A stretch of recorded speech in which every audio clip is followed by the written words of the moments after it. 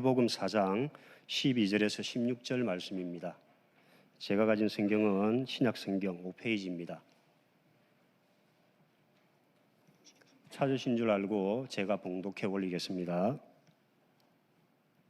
예수께서 요한이 잡혔음을 들으시고 갈릴리로 물러가셨다가 나사렛을 떠나 스불론과 납달리 지경 해변에 있는 가버나움에 가서 사시니 이는 선지자 이사야를 통하여 하신 말씀을 이루려 하심이라. 일러서되 스불론 땅과 납달리 땅과 요단강 저편 해변길과 이방의 갈릴리여, 흑암에 앉은 백성이 큰 빛을 보았고 사망의 땅과 그늘에 앉은 자들에게 빛이 빛이었도다 하였느니라. 아멘. 할렐루야. 이나운이 혹시나 해서 물어보니까 역시나 대답이 없네요. 제가 섬기는 나이지리아는 250개 언어가 있는데 그 중에서 저희가 사용하고 있는 북부 나이지리아의 하우사, 모슬렘들이 사용하는 하우사로 제가 여러분께 오후 문안 인사를 드린 겁니다. 이나우니 야야 야이키, 어떻게 지내셨습니까? 오늘 오후 어떻습니까? 그러면 어떻게 대답하면 될까요? 참 좋습니다. 오늘 참 좋은 날입니다. 사실은 좋지 않아요, 그죠? 이렇게 예배할 수 있는.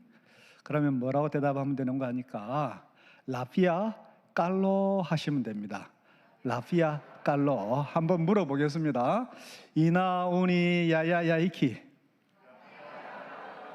예, 라피아. 인상은 쓰지 말고요.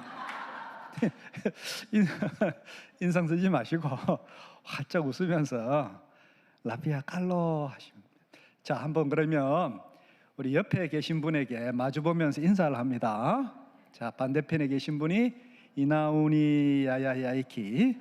그러면 반대편에 계신 분이 라피아 깔로. 시작.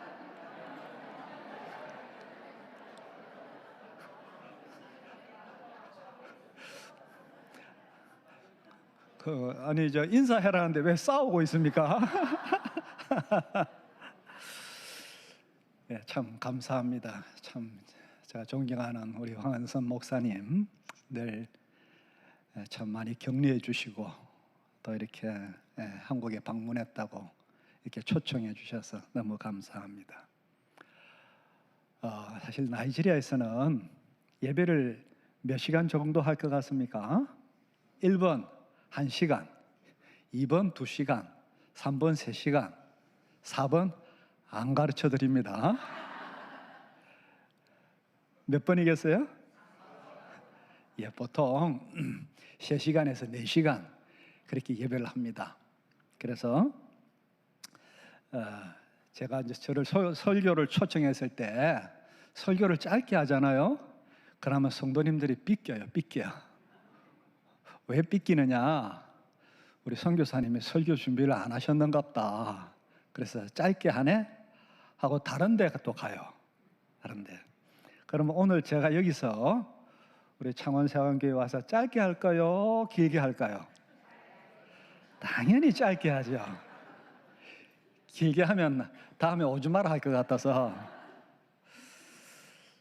예, 참 그래서 오늘 설교를 저는 10분 설교만 할 겁니다. 10분 설교를 하고 나머지 한 20분 정도는 영상을 통해서 하나님께서 어떻게 지금 그 나이지리아, 특별히 북부 나이지리아에 역사하시는지를 여러분과 함께 나누기를 원합니다. 오늘 우리가 읽었던 이 본문은 700년 전에 살았던, 예수님께서 오시기 전에 700년 전에 살았던 이사야 선지자의 예언이 어떻게 예수님의 공생의 사역을 통해서 이루어졌는지를 말씀해 주고 있습니다. 그래서 그 내용이 흑암과 사망 가운데 빛이 빛이었도다. 한번 여러분 따라해 볼까요? 흑암과 사망 가운데 빛이 빛이었도다. 여기서 흑암이라는 것은 단순히 어떤 환경적인 흑암이라기보다는 영적이고 그런 어떤 그들의 처한 그런 상황을 나타내던 단어라고 볼 수가 있습니다. 우리 한국은 참 많이 이렇게 너무나 발달돼서 흑암, 어둡다라는 개념을 진짜 피부가 와 닿지 않아요. 그런데 흑암, 이 나이지리아의 그 어둡다는 개념은 대단합니다. 대단합니다. 특별히 영적으로 어둡다라고 할 때 저는 저희 나이지리아를 이렇게 밖에서 나갔다가 들어올 때 이 사하라 사막 그 끝자락으로 비행기가 이렇게 지나가요.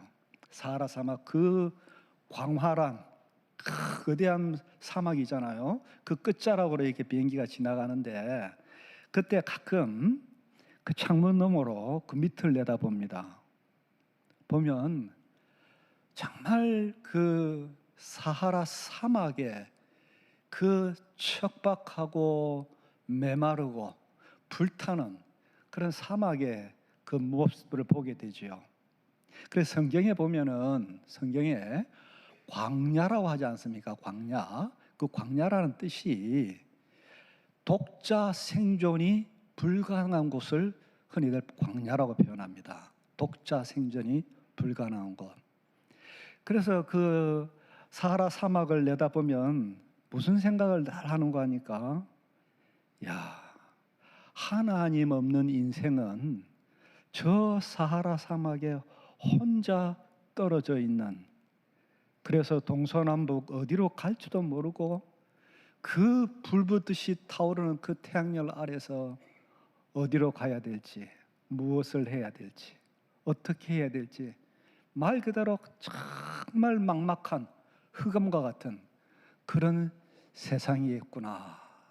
그런데 참 하나님께서 저희를 사랑해 주셔서 예수님을 통해서 구원해 주시고 이 척박한 땅에 이 고독 가운데서 정말 그 어둠이 엄습할 때는 정말 고독이라는 거, 두려움이라는 거, 그리고 앞일을 내다볼 수 없는 그런 두려움이 굉장히 엄습하거든요. 그런 가운데 처할 수밖에 없는 우리인데 주님 보내주셔서 주님께서 목자가 되셔서 날마다 한 걸음씩 인도해 주시니까 우리 인생이 얼마나 복된 인생인가. 아멘? 맞습니다. 여러분 정말 예수님 믿는 것이 얼마나 복된 것인지 잘 피부가 안 되거들랑 안 느껴지거들랑 한번 나이지리아를 방문해 주세요. 제가 사하라 사막에 혼자 잘 모셔드리겠습니다. 자, 오늘 이 본문은 예수님의 공생애의 서막을 알리는 장면입니다. 흑암과 사망 가운데 빛이 비추었도다. 그래서 저는 나이지리아 신학교에서 가르치고 있습니다만 학생들에게 그런 말을 합니다. 이 본문은 마치 논문에서 보면 논지와 같은 거다. 논지. 그래서 논문이라는 것은 그 논문 전체를 통해서 저자가 처음부터 마지막까지 하고자 하는 그 주장이 있잖아요. 주장이 있는데 논지라는 것은 그 많은 주장을 한 문장에, 딱 한 문장에 담을 수 있는 것이 좋은 논지입니다. 그 논지를 통해서 결국은 모든 나머지 논문들의 내용을 알 수 있거든요. 그래서 저는 그렇게 말합니다. 논지는 마치 수정처럼 맑아야 된다. 그리고 분명해야 된다. 그러면 오늘 이 말씀 뜻이 뭡니까? 흑암과 사망 가운데 빛이 비추었다라는 말씀 뜻이 무엇일까요? 저는 세 가지 사건을 통해서 입체적으로 여러분께 간단하게 설명하고자 합니다. 누가복음 8장에 보면 거라사라는 지역에 귀신 들린 사람이 나옵니다. 그런데 이 귀신 들린 사람은 자기가 원해서 들린 것도 아니에요. 그런데 귀신이 들렸어요. 그런데 그 숫자가 얼마나 많은가 하니까 군대라는 용어를 썼는데 그 군대라는 용어가 당시 헬라 시대에 이 신약성이 기록될 때 로마의 여단을 지칭하는 단어라고도 합니다. 그러면 약 3, 4천이 되는 수많은 악한 귀신들이 그를 사로잡아 버렸다는 거죠. 그래서 그가 가족들과 살고 싶었지만 살 수도 없었어요. 그리고 사랑하는 친구들과 함께 있었지만 있을 수가 없었어요. 그래서 마을을 떠나서 저 무덤, 사람들이 부정한 곳을 일컫는 그 무덤가에서 혼자 울부짖으면서 짐승처럼 살고 있었던 것입니다. 얼마나 한 인생으로 볼 때 정말 불쌍한 인생입니까? 사랑하는 가족과도 머물 수가 없어요. 친구들과도 머물 수가 없어요. 공동체에 머물 수도 없어요. 그 자신도 그 자신을 주체할 수 없었기 때문에 쇠사슬을 묶어놨지만 그것도 풀어버려요. 그런데 주님께서 그 거라사 지역을 방문하시고 그를 자유케 하시는 역사가 기록되어 있습니다. 여러분, 악한 사단에 매인 그 영혼을, 그 한 영혼을 위해서 주님께서 찾아가신 것입니다. 그리고 그 악한 사단의 손에서 구원해 내신 것입니다. 흑암과 사망 가운데 빛이 비치어도다. 할렐루야. 저는 이 본문을 굉장히 중요하게 생각합니다. 왜냐하면 이 본문은요, 마태복음 28장 19절에서 20절 말씀과도 연관이 되기 때문입니다. 왜 연관이 되느냐? 이 19절, 20절 예수님께서 가서 너희는 모든 족속으로 제자를 삼으라고 말씀하고 있습니다. 그런데 예수님께서 공생애를 시작하시면서 예수님의 발을 내딛고 처음 출발하신 곳이 어디냐? 예루살렘이 아니었어요. 예루살렘은 그 당시에 8만 명 정도가 살았다고 합니다. 그런데 가버나움은 고작 2천 명이 살았던 마을입니다. 그런데 예수님은, 만약에 예수님이 사람들의 영광과 인기를 바라봤다면 예수님의 공생애는 예루살렘에서 시작했어야만 됐습니다. 그런데 주님은 그렇게 안 하셨어요. 주님은 2천 명밖에 안 되는 가버나움에서, 그리고 납달리와 그 위에 갈릴리, 그 말 그대로 그 당시에 사람들이 배척했던 그 지역에서 공생애를 시작했던 것입니다.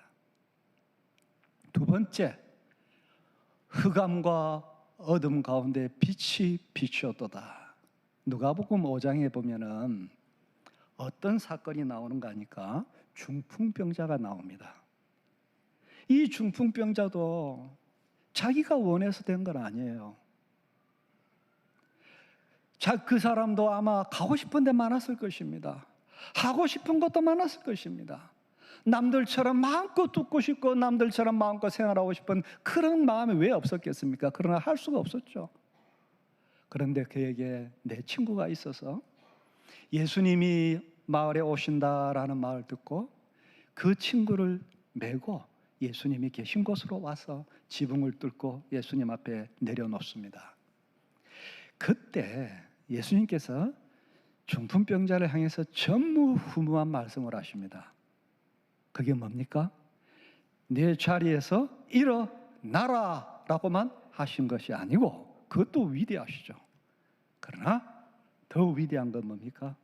오늘 네가 네 죄 사함 받았느니라. 내 죄 사함 받았. 인류 역사상 이 세상에 누가 인간의 죄를 사유할 수 있습니까? 아무도 없습니다. 누가 죽음에서 일어날 수 있습니까? 스스로? 왜요? 로마서 말씀처럼 죄의 대가가 사망이기 때문입니다. 죄가 얼마나 무서운 것인지 여러분, 이사야서 59장 2절에 보면은 이사야 선지자가 그렇게 말씀합니다. 너희 죄가 너희 여호와 하나님과의 너희 사이를 갈라놓았고, 그리고 뭡니까?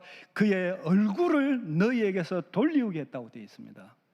이게 도대체 무슨 말인가? 여러분, 민수기 6장 22절에 보면은 아론 제사장의 축복이 나옵니다. 그 축복이 뭡니까? 여호와께서 너에게 복을 주시고 여호와께서 너를 지키시기를 원하고 여호와께서 그 얼굴을 내게 비치사 은혜 베푸시기를 원하고 여호와께서 그 얼굴을 내게로 향하여 드사 평강 주시기를 원하노라. 여러분, 여호와의 평강, 여호와의 은혜, 여호와의 보호하심, 여호와의 축복하심이 어디로 온다고요? 여호와의 얼굴이 우리를 향할 때 그 모든 축복이 오는 것입니다. 그런데 우리의 그 죄악으로 말미암아 밀턴이 기록했던 것처럼 인간은 낙원을 잃어버렸고 그 낙원을 잃어버린 그 슬픔 속에서 살고 있었던 것입니다. 그런데 예수님께서 오셔서 우리의 모든 죄악을 십자가에서 다 지심으로 내가 다 이루었다. 뭡니까? 내가 모든 것을 다 지불해버렸다. 갚아버렸다. 죄를 갚아버렸다. 그러므로 뭡니까? 우리에게 새로운 상길이 열렸다고 히브리서에 기록하고 있지 않습니까? 그래서 예수님께서 내가 다 이뤘다 말씀하시면서 십자가에서 돌아가실 때 예루살렘에서 그 인간과 하나님 사이에 가로막고 있던 그 휘장이 위로부터 아래까지 쫙 갈라짐으로 이제부터 예수 그리스도로 말미암아 너에게 새로운 상길이 열렸다고 성경은 선언하고 있습니다. 그래서 예수 그리스도 안에 있는 자에게는 정죄함이 없느니라. 죄와 사망의 법에서 그가 너희를 해방하였습니다. 할렐루야. 마지막 사건이 있습니다. 2분 남았습니다. 설교. 마지막 사건은 누가복음 8장에 나오는데 야이로라는 해당장이 나옵니다. 야이로라는 해당장. 그런데 야이로라는 이 회당장에게는 사랑하는 딸이 있었어요. 나이가 12살이라 하죠. 정말 눈에 넣어도 아프지 않을 만큼 사랑하는 딸이었죠. 저는 자녀를 8년 만에 하나님께서 주셨기 때문에 이 자녀가 얼마나 귀한지는 저는 알고 있습니다. 그런데 어쨌든 야이로의 그 12살 된 딸이 있었는데 그 딸이 그만 죽을 병이 걸려서 죽어가고 있었던 겁니다. 그러니까 그 아비로서 하고 싶은 모든 걸 다 하지 않겠어요? 그러다가 예수님이 오신다는 말을 듣고 예수님께로 달려갑니다. 그리고 달려가는 그 사이에 그 아이는 죽어버립니다. 예수님께서 사랑하시는 나사로라는 사람이 있었습니다. 우리가 생각할 때 나이지리아의 아프리카는 예수님 믿으면 만사 형통 이런 말을 말들합니다. 예수님 믿으면 아무 고난도 없어, 아무 어려움도 없어, 그렇게 말합니다. 그러나 과연 그럴까요, 여러분? 성경에 보면 예수님이 나사로를 사랑했습니다. 그런데 나사로도 죽었습니다. 때로는 우리가 살면서 알 수 없는, 다 알 수 없는 어려움과 고통이 있을 수가 있다는 겁니다. 그런데 예수님께서 그 야이로의 딸을 죽음에서 일으키십니다. 예수님께서 그 나사로를 향해서 나사로야 나오너라. 무덤의 문이 열리고 야서 나사로가 거기서 걸어 나오는 생명의 역사가 일어납니다. 그래서 고린도전서 15장 26절에 성경은 우리에게 말씀합니다. 인류에게 있어서 마지막으로 멸망받아야 할 원수가 있는데 그 원수가 뭐냐? 죽음이라고 말하고 있습니다. 그 죽음의 권세는 어느 누구도 깰 수가 없었는데 바로 다윗의 자손 예수 그리스도께서 오셔서 죽음의 권세를 깨뜨리시고 그 죽은 자를 살리심으로써 누구든지 예수 그리스도를 믿는 자는 죽어도 살겠고 무릇 살아서 나를 믿는 자는 영원히 죽지 아니하리라 영생의 소망을 주신 것입니다. 여러분, 설교를 마치기 전에 왜 오늘 본문에 보면은 스불론과 납달리와 갈릴리 해변과 그 건너편에 왜 지명 이름을 자세히 기록해 놨을까요? 그것은요, 이 스불론과 납달리와 이 지역은요 북쪽 지방이에요. 그래서 아수르가 공격을 해왔을 때 제일 먼저 아수르의 발굽에 의해서 밟혔던 그 지역입니다. 쉽게 말하면 전쟁의 아픔과 슬픔과 고통이 그대로 남아있는 지역이었어요. 그리고 그 지역은 이방인들이 많이 와서 이방인으로 섞여 있었던 곳입니다. 그래서 예루살렘에 있었던 유대 지도자들은 그들을 향해서 부정한 자들이다, 이방인들과 같은 족속들이다라고 비난하고 관심 밖의 영역의 사람들이 되었던 것입니다. 그런데 종교 지도자들에게는 관심 밖의 사람들이었지만 예수님에게는 제일 먼저 그들에게 찾아가셔서 생명의 천국 복음을 전해 주셨던 것입니다. 사랑하는 여러분, 가서 모든 족속으로 제자를 삼아라. 그 바로 첫걸음을 주님께서는 그 이방 땅에 있는 사람들에게 가심으로 복음을 전하심으로 그것을 보여주셨고, 오늘을 살고 있는 이 시대 우리에게도 그 생명의 복음이 와서 우리가 주님을 믿게 된 것입니다. 흔히들 그런 말을 합니다. 기독교가 유럽으로 가서 철학이 되었고 미국으로 가서는 비즈니스가 되었다고 말합니다.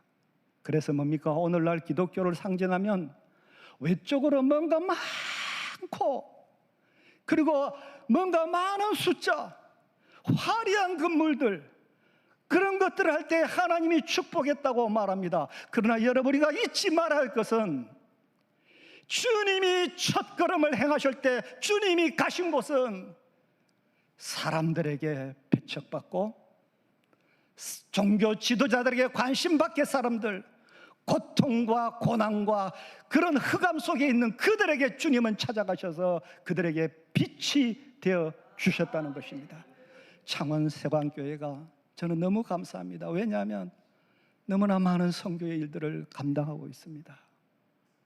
주님 오시는 그날까지 정말 마지막 시대의 마지막 주자로서 이 선교의 사명을 잘 감당하는 축복된 교회가 되시기를 주 예수님 이름으로 축원합니다.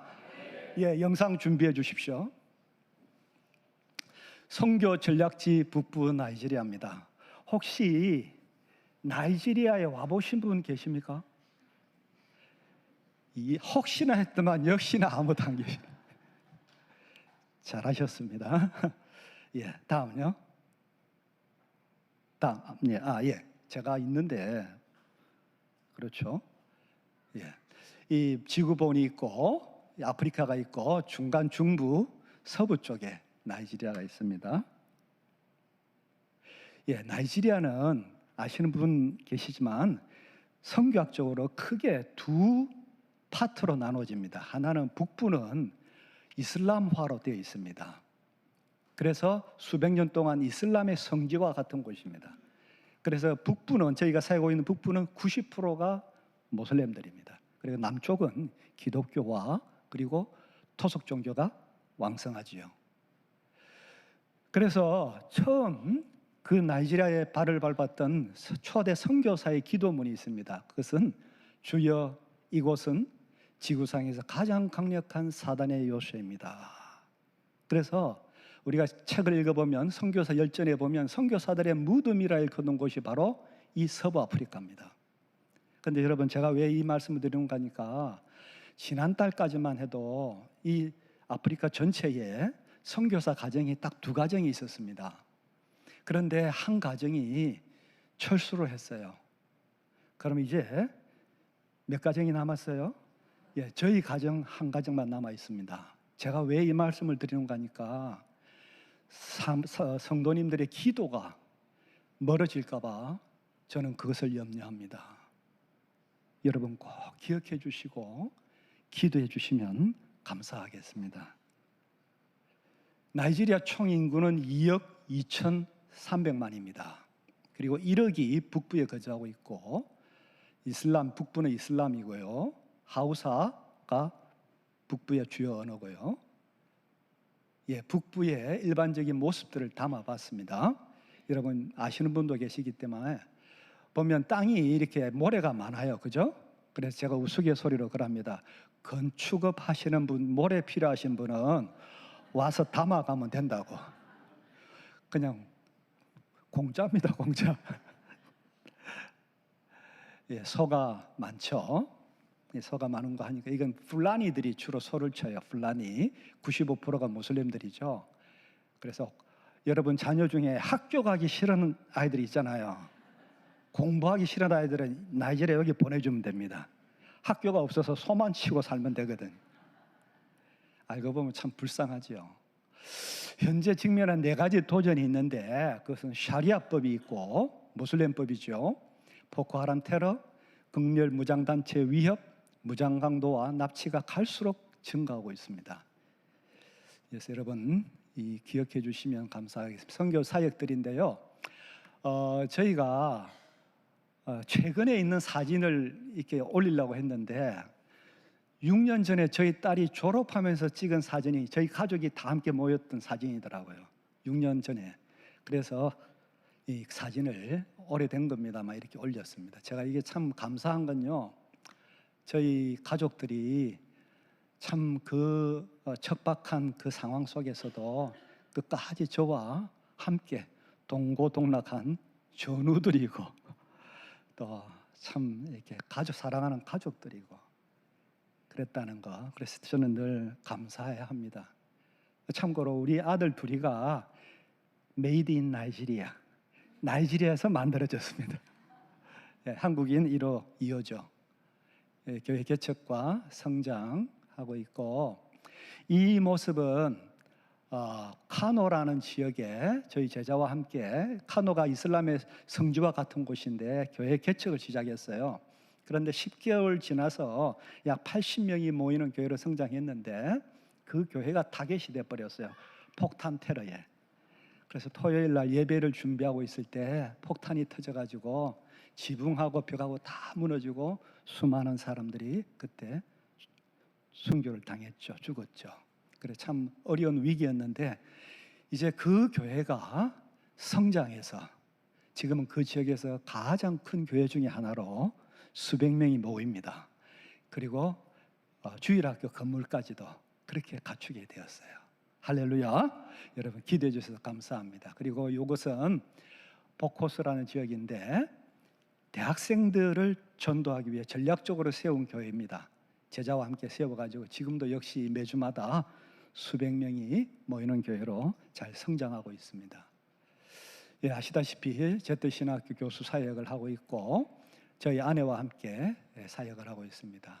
그리고 우물 사역을 하게 되었고 보면은 우리 나이지리아 사람들이 참 이렇게 제너러스, 참 이렇게 잘 나누어요.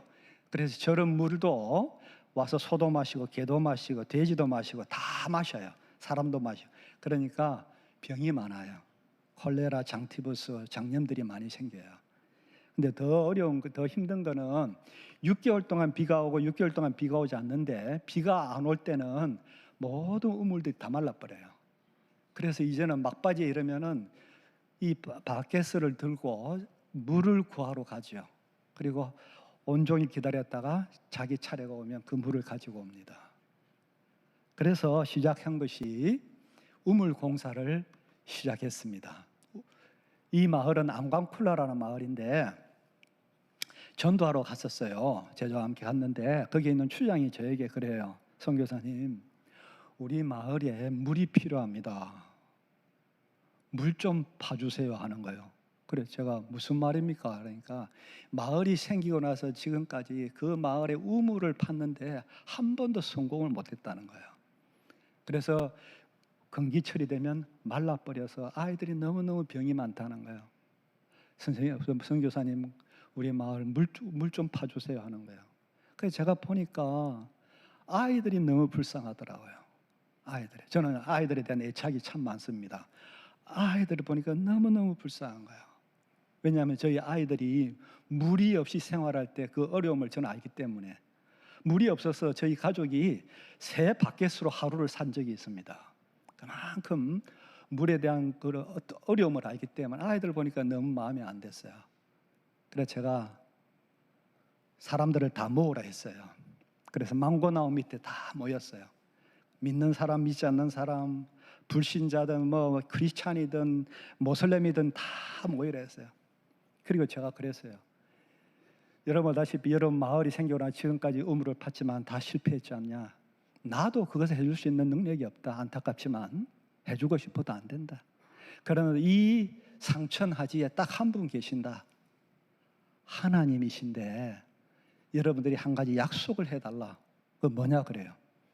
지금 오늘부터 모든 사람들이 다 기도해라. 그 조건은 믿든 믿지 않든 모슬렘이든 크리스찬은 상관없다. 다 기도할 수 있겠느냐? 약속하겠대요. 기도하자. 기도 시작하자. 한 2주쯤 지났어요. 한국에서 제 아는 지인이 500만 원을 보내주셨어요. 그래서 파기 시작했어요. 말 그대로 지하수를 파는 거죠. 바위를 깨고 50m를 뺐는데도 물이 안 나와요. 70m, 80m, 90m, 100m 안 나와요. 여러분 물이 안 나오면 어떻게 되겠어요? 꽝 되는 거예요. 그 돈이 꽝 되는 거예요. 속이 그냥 탑니다. 하나님 제발 아이들을 봐서라도 이 마을에 물 좀 주세요. 110m, 120m, 130m, 135m를 딱 내려갔을 때요. 할렐루야. 생수가 터졌습니다. 생수가 터졌어요. 할렐루야. 생수가 터졌어요. 그래가지고 저 이제 다 공사 감사 예배 드리고 이제 다 메꾸고 이제 만들어 놨잖아요. 사람들이 뭐 제가 좋아서 손을 흔들겠어요. 할렐루야. 하나님 감사합니다. 감사합니다. 그리고 이제 돌아오는데 보니까 염소 한 마리가 딱 포즈를 취하고 있더라고. 그래 제 느낌에 야 미물인 니도 은혜를 아는구나. 내가 사진을 찍어서 성교 보고할 때마다 내가 말해줄게가 찍었어요. 참. 그래 툴루 마을, 양고 마을, 가리 마을, 그리고 가다모 마을, 많은 마을에 하나님께서 우물을 파게 해주셔가지고 감사하게 한 번도 꽝이 안 됐어요. 한 번도. 참 얼마나 감사한지. 근데 놀라운 건요. 이 이제 우물을 하고 나서 이제 사람들을 초대하거든요. 마을 사람들 다 초대해. 아이들하고 다 초대해서 예배드려요. 그런데 예배드리고 나서 얼마 후에 모슬렘들이 몇 가정이 나오는 거예요. 그래서 신기해서 물어봤어요. 아니 어떻게 해서 당신 모슬렘인데 이렇게 교회 나오냐 하니까 하는 말이 선교사님 당신이 설교할 때 예수님이 이 물을 주셨다고 했지 않냐. 그랬지 내가. 물은 생명과 같은데 우리가 그 생명을 주신 분을 믿어야지 하고 나왔다는 거예요. 그래서 지금도 많은 여러 곳에서 모슬렘들이 주교로 돌아오고 있습니다. 할렐루야. 예. 현지인 지도자들을 훈련시키고 있고요. 지도자들. 예. 그리고 현지인 선교사들을 훈련해서 파송하는 일을 돕고 있습니다. 근래에 있어서 하나님께서 저에게 주셨던 큰 영적 부담 중에 하나가 다음 세대를 준비해라는 것이었습니다. 왜냐하면 여러분 아시다시피 아프리카는 모든 선교학자들이 그렇게 말합니다. 다음 세대를 이끌어갈 다음 세대의 주역 리더십이 될 대륙이 어디냐? 아프리카라고 말합니다. 첫 번째 이유는 아프리카가 가장 젊은 대륙입니다. 예를 들어서 나이지리아가 평균 연령이 18.6세입니다. 2억 2천만이 넘는 그 사람의 평균 연령이 18.6세라 말입니다. 가장 젊고 가장 잠재력이고 가장 역동성을 갖고 있는 곳이 아프리카라는 거죠. 그래서 이 아프리카를 세워야 되겠구나. 하나님께서 저에게 주신 부담이 그것이라서 북부 쪽을 계속 뚫었습니다. 사실은 쉽지가 않습니다. 왜냐하면 테러가 많고 무장강도가 많고 납치가 많기 때문에 정말 쉽지 않은 곳인데 그래도 하나님이 주셨으니까 하나님이 보호하실 걸 믿고 뚫었습니다. 가서 보니까 이 예수님을 믿은 그러니까 모슬렘에서 개종한 사람들이 있는데 그 사람들의 자녀들이 학교를 못 다니고 있어요. 왜 그런가 보니까 학교는 다 뭐죠? 공립학교인데 그들은 다 학교 가면 핍박을 받아요. 그리고 코란을 배워요. 그리고 알라 카바하고 알라를 숭배하는 거예요. 그러니까 못 보내는 거예요. 아니, 아이들이 다 집에서 농사만 짓고 있고 소만 치고 있더라고. 그때 제가 발견한 게 뭐냐? 아, 큰일 났다. 이렇게 한 세대가 지나버리면 선교를 다시 해야 될 그런 상황이 이르겠구나. 왜? 선교 역사에서요, 교육이 없으면 미래가 없기 때문입니다. 그래서 하나님께 기도하면서 하나님, 학교를 세우게 해주세요. 이 자녀들 위해서 학교를 기도하기 시작했어요. 그래서 카노에 제일 먼저 세워졌고, 사실은 100명 수용할 수 있는 건물인데 거기에 가보니까 250명의 자녀들이 있어요. 그래서 어떻게 이들을 다 가르쳐야 될지 그것도 참 기도 제목입니다. 카다모라는 마을에서 모바일 학교가 설립되었어요. 그리고 다 설립되고 나서 책상하고 다 엮고 나서 아이들이 너무너무 좋아하는 거예요. 감사 예배 드렸고요. 카디스라는 모바일 학교에서도 이 옥에서는요 40도가 넘어요. 전기도 없어요. 저는 뚜껑도 없어가지고 여기에 가서 설교할 때는 진짜 힘들어요. 너무너무 더워가지고 그냥 횡설수설해요. 횡설수설. 무슨 말을 근데 한국말이 아니잖아요. 그래도 아이들을 보면 힘이 나요. 야, 하나님이 이들을 사랑하셨구나. 그래서 나에게 그런 부담을 주셨구나. 얀샨누라는 마을에 모바일 학교를 세워서 이 마을은 모슬렘이 반쯤 살고 크리스찬이 반쯤 살아요. 그래서 전략적으로 전도를 하고 나서 여기에 모바일 학교를 세웠는데 세우고 나서 어찌 됩니까? 히잡을 쓴 모슬렘 아이들이 와요. 이 학교에 와서 뭐 하느냐? 성경을 배우고 영어, 과학, 수학을 가르칩니다.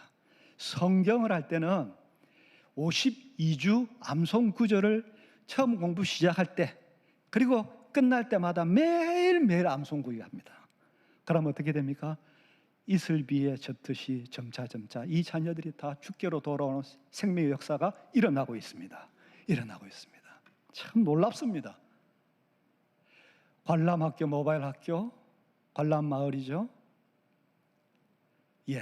그래서 그 모바일 학교가 현재까지 2년 동안 제가 여기서 작년에 방문하고 난 뒤에 무려 8개 학교가 세워졌습니다. 8개 학교가 세워졌어요.